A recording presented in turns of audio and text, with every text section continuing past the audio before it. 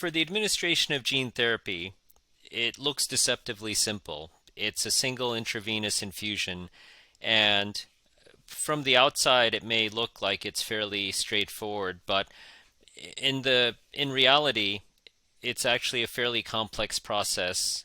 Patients who may be eligible for gene therapy need to be screened. For example, they need to be tested to see if they have antibodies to certain parts of the gene therapy, and they also need to be screened for heart function, overall health, and to make sure that they are most likely to go through the gene therapy and tolerate it well.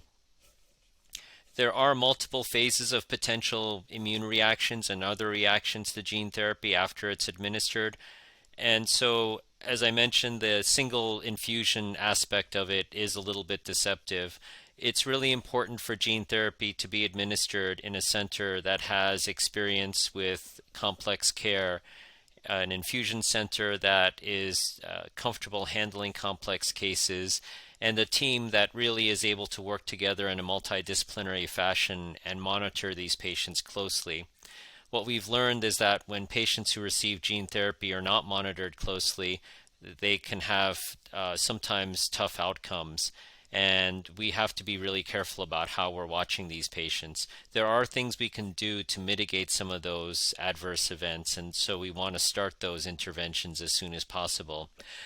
One of the parallels that was drawn at the conference, and I'm sure in other settings, is that administering gene therapy is really more akin to a transplant than just giving somebody a drug through an IV. The transplant itself is a single procedure also, but then there's a huge amount of screening and baseline testing that's done beforehand, and a tremendous amount of monitoring that occurs afterwards with adjustments to therapies. And so if we think about it that way, transplants really only should be handled in centers that are able to perform complex procedures, and the same is true for gene therapy. And we've discovered that this is true for spinal muscular atrophy. I expect that we will find this to be true for Duchenne muscular dystrophy. And there are gene therapies in development for limb girdle muscular dystrophy. So when those become available, that will also be true for them as well.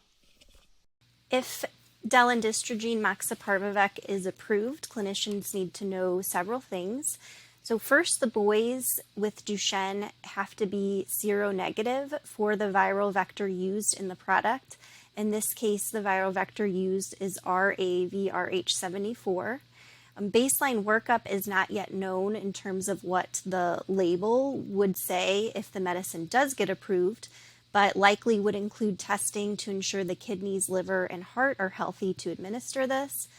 Steroids would need to be given before and after the infusion above what the boys are already receiving for their Duchenne muscular dystrophy.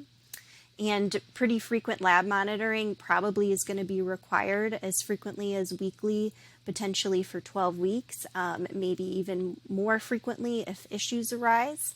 There are known adverse events that occurred in the clinical trials that were deemed related to the treatment. And those included vomiting, which happened in over half of the patients, so pretty frequent. Acute liver injury also occurred in about a third of patients, but it wasn't frequently severe. There were 3 serious adverse events occurring in 85 treated patients. And then there was also 1 case each of myocarditis and immune-mediated myositis in those 85 patients' exposures. And while both of those cases eventually resolved, those events can be very serious and potentially life-threatening and have to be managed as such.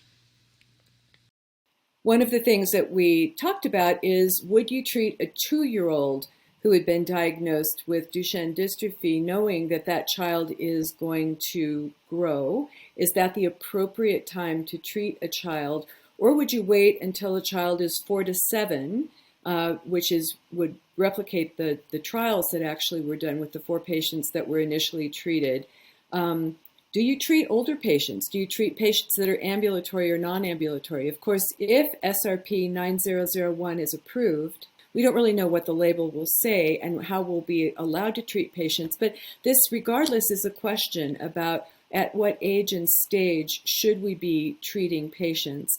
Another discussion was some of our patients now are on exon skipping drugs, on, for instance, exon skippers for exon 51. So would that patient be appropriate to treat with gene transfer therapy or not?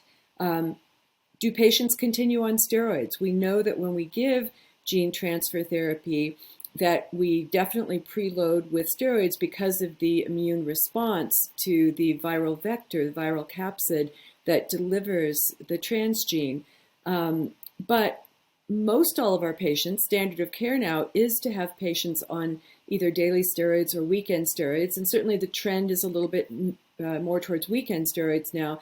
So should they continue on those steroids? Many patients and parents would like to stop. There are some untoward effects from steroids. Or should that be continued through gene transfer therapy? And I think the consensus was, at least for that question, that steroids should be continued, that these gene transfer therapies really are helpful, but they're certainly not curative, and there still is some muscle degeneration that might be able to be helped by using the steroids. So these are some very interesting questions to think about as these novel therapies are approved.